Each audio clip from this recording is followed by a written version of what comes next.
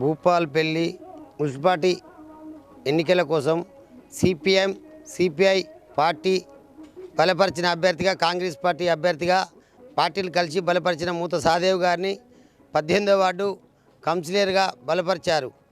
నేను కాంగ్రెస్ పార్టీ తరఫున బలపరిచిన అభ్యర్థిగా గర్ర సత్యనారాయణరావు సందర్భంలో నేను ఆశీస్సులతో కాంగ్రెస్ పార్టీ నా మంచితనం చూసి టికెట్ ఇచ్చింది.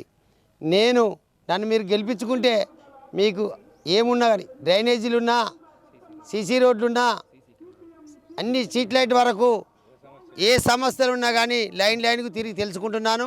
కొంతమంది బోర్లు అంటాను, కొంతమంది సీసీ రోడ్లు అంటాను. ఇదివరకు 10 సంవత్సరాల బట్టి అభివృద్ధి ఏం చేయలేదన్నా, నువ్వు రా, నువ్వు గెలువు అని చెప్పి ప్రతి ఒక్కరు కూడా గెలవతాడుతుంటే మందలిచ్చి పలకరించుకుంటా చేతులు చేయి కలిపి అన్నా ఈసారి మీకు ఓటేస్తాము, అధికారంలో మీరు ఉన్నారు, సత్యనారాయణరావుకు మీరు దగ్గర ఉంటారు, మిమ్మల్ని గెలిపించుకుంటాము, మేము మాకు ఈ పనులన్నీ చేసి పెట్టు అని చెప్తే నేను కూడా మా సార్ ఉన్నాడు, మా ప్రభుత్వం ఉంది, నేను పనులన్నీ ఇవి చేసి పెడతాను, చేయకపోతే ఇంకోసారి ఓటు అడగనని అందరికి కూడా చేతులు చేసి తెలుసుకుంటా అందరి ఆశీర్వాదంతో మీ అందరికీ కావాల్సినవన్నీ దగ్గర ఉంటే ఎప్పటికీ. కానీ అసొంటి వాళ్ళు ఓటుకు 2-3 వేలు ఇచ్చి మోసపోకండి, మీరు ఆ ఓటు వాళ్ళకి వేస్తే వృథా అయిపోతుంది.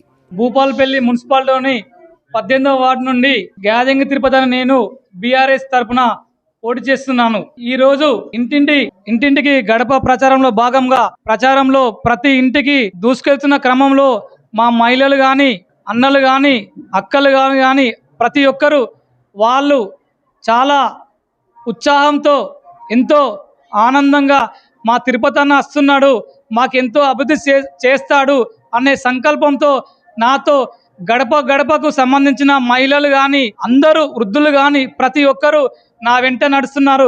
వారందరికీ ప్రత్యేక కృతజ్ఞతలు.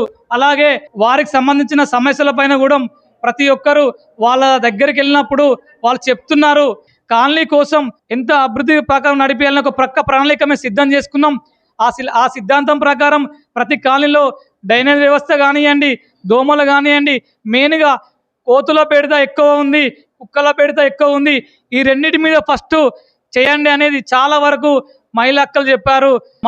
మా కాలనీలో సంబంధించిన అన్ని సమస్యల పైన ఎల్లకాలం ఉంటా ఎక్కువగా ఆదర్శ కాలనీగా మార్చే సంకల్పంతో నేను ఇందులోకి రావడం జరిగింది. ఒక్కసారి ఆలోచించండి, నాకు అవకాశం వచ్చింది, దాన్ని వినియోగిస్తా అని ఓటర్లందరికీ తెలియజేస్తున్నాను.